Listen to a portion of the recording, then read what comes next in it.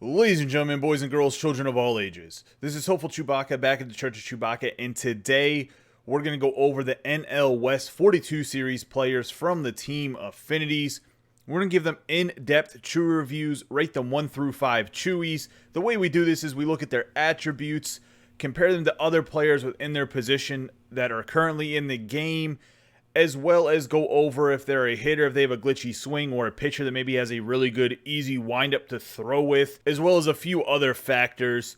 Let's get into it. Kattel Marte.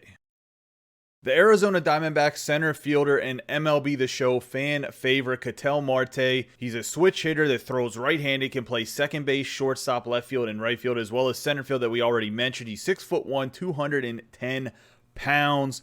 Has a very good swing. I personally think his swing's a little bit better when he's batting left-handed compared to right-handed, just my opinion.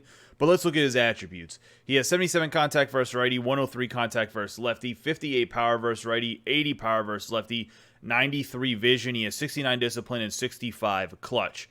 So when you're looking at his hitting attributes, he's going to hit lefties a lot better, which means that's when he's batting right-handed. Against the righties, he's not doing so hot. 77 contact versus righty, 58 power versus righty. That's not the best, not ideal, but he does hit left-handed pitching very well, so that's something to think about. And he has good position flexibility, as we've already mentioned, can play 5 positions. He has 82 fielding, 80 arm strength, 88 arm accuracy, 85 reaction with 67 speed, 27 stealing, and 60 base running aggressiveness. So he definitely has enough range to play shortstop and second base, and I think enough arm strength at 80 to play shortstop, to be honest. Definitely more than enough for second base. I think right field, the arm strength is a little bit weak. However, left field, pretty good defensively overall. I think center field, I don't know if he'll flag down enough stuff in center field without some guys that have at least the same amount of speed, if not higher speed, on the corners next to him. So if you're looking for some big power hitters on the corners like the Yordan Alvarez or Giancarlo Stanton, I don't know if I'd put Marte at center field, just my opinion.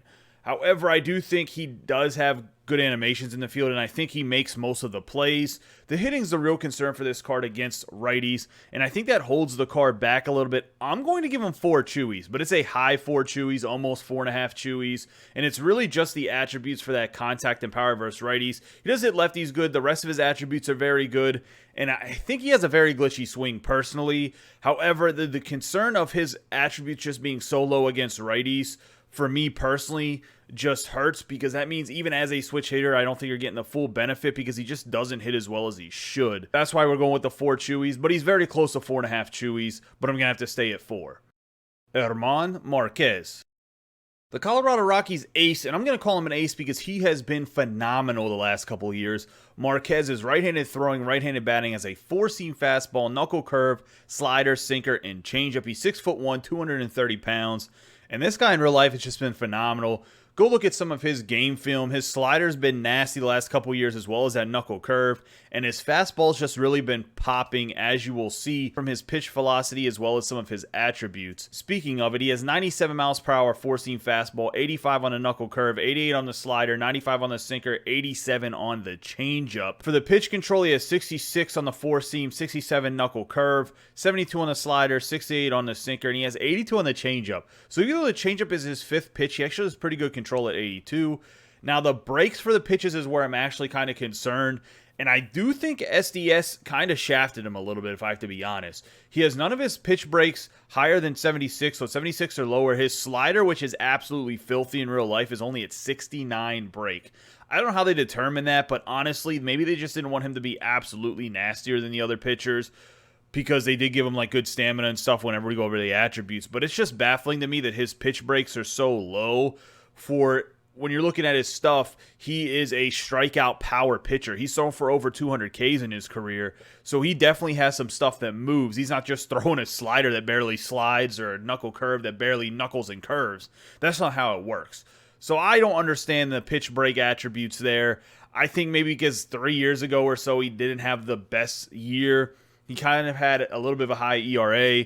Whether you say it's Coors Field or not, I mean, the thin air does help a little bit. Coors Field in general, it's not so much the home runs that the ball flies more. The park is gigantic. So that, I think, plays a big factor in Marquez's ERA being a little bit higher, is he can get a little bit hit at home more than some others. But he's been a phenomenal pitcher. I wish his pitching attributes were a little bit higher for his pitches. Now, looking at his attributes overall, he has 99 stamina, 75 hits per 9, 73 K per 9, 87 base on balls per 9, 77 home run per 9, 78 pitching clutch, 71 control, 96 velocity, and 76 break. So going over these attributes real quick, he has not a great hits per 9. The Ks per 9 is also, I think, pretty low for what Marquez is as a pitcher. He has good base on balls per 9 at 87, but his pitching control doesn't really match that. So like I said, I'm not really sure where they're getting these attributes from, to be honest. The home runs per 9 is good. Obviously throws it hard with that velo. Overall, this Marquez, I think he should be a better pitcher than what he is attribute-wise. I think they shafted him a little bit. I'm going to go with 4 Chewies because his pitch repertoire is very good. However, the 9s aren't that great. If he had better 9s, he'd probably be 4.5 Chewies, but even if you get him all the way to the 5th parallel, he only gets up to 80 hits per 9, and long term, that just doesn't do it for me. He is a power pitcher, so early on, I think in lower ratings as well as in events, he could be a pretty decent pitcher, even with the lower 9s. Marquez, 4 Chewies, a little bit unfortunate. I was hoping to see a little bit better card out of this particular pitcher. Max Muncy. The Dodgers' first baseman, Max Muncy's left-handed batting, right-handed throwing, can play second base and third base. You'll kind of see him all over the infield other than shortstop on the Dodgers. Their team is super deep this year. How much first base he actually plays, nobody knows. I mean, Bellinger is going to get some time at first base, obviously. You'll probably see Muncy playing second base or third base on days that Justin Turner sits out, or maybe Gavin Lux or whoever's playing second base might sit out for a day. Max Muncy might go over to second base. Either way, they're going to try to get his bat in the lineup because he's a tremendous hitter. He's 6 foot tall, 215 pounds. Looking at his attributes, he has 55 contact versus righty, 67 contact versus lefty, 100 power versus righty, 97 power versus lefty with 57 vision, 116 discipline, and 73 clutch. Once again, he has kind of Joey Gallo-esque numbers, just with better contact. Same kind of with the vision. He's just a little bit better contact, better vision guy than Joey Gallo with a little bit less power. Has a tremendous glitchy swing. One of the best swings I think you can possibly have in the 42 series. For his fielding, he has 78 fielding, 71 arm strength, 72 arm accuracy, 81 reaction with 59 speed, 18 stealing, and 18 base running aggressiveness. Now, I do think you can play Muncy at second base, third base, or first base with his fielding and the attributes he has, because I don't think you need to be super fast for second base, although he's not going to have like the same amount of range as like a Jackie Robinson or somebody that has tremendous range at second base, or the Roberto Alomar that you could have gotten from the daily moments already. If you haven't done it yet, don't stress. I promise you there'll be enough days to get that daily moments Roberto Alomar, and he'll probably be my second baseman for a little bit, and I will do an in-depth true review of that card coming out here at some point in time, more than likely. However, Muncy at first base, I think a pretty good first baseman. I think his reaction's enough at 81 for either of the corners, first base or even the hot corner at third base. Great hitter. I'm going to give him 4.5 Chewies. I think he's a phenomenal card, great glitchy swing, and I think early on, especially in lower difficulty where the vision doesn't matter as much because you still have a decent-sized PCI, Max Muncy can be an absolute stud for you. Trent Grisham. The Padres center fielder Trent Grisham that broke out last year is left-handed throwing, left-handed batting, can play left field and right field. Great speed as well. He's 5'11", 224 pounds. Looking at his attributes, 67 contact versus righty, 71 contact versus lefty, 84 power versus righty, 71 power versus lefty with 56 vision and 93 discipline. His swing is very glitchy. He has a tremendous swing. I will say that obviously it's the righties a little bit better power-wise, a little bit worse contact-wise. The 56 vision is a little bit disturbing. However, I think he'll be okay just because he's so fast. He can be a leadoff guy, second hitter. He could also be the guy that turns over the lineup at the 8 and 9 spot. Being able to hit the lefty on lefty at 71 for the contact and the power, I think is fine. Where this card really shines, though, is defensively. 96 fielding, 74 arm strength, 89 arm accuracy, 98 reaction with 92 speed, 62 stealing, and 78 base running aggressiveness. I think the fact that he is one of the only cards that might be a true center fielder in the sense of he's fast enough to play center field, he has good enough fielding, and has good enough reaction to really flag down a lot of balls. I think that's important for this Grisham.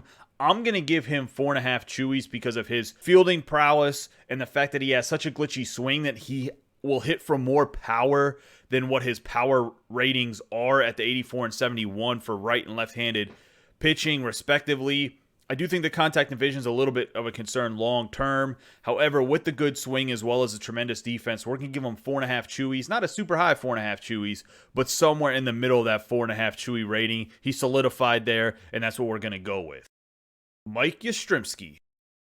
The right fielder for the San Francisco Giants, and one of the bright spots for the team, even though he's not maybe the youngest guy at 30 years old. He's left-handed throwing, left-handed batting, and I wonder if he goes by like the nickname Little Yaz or Baby Yaz or Grandson Yaz.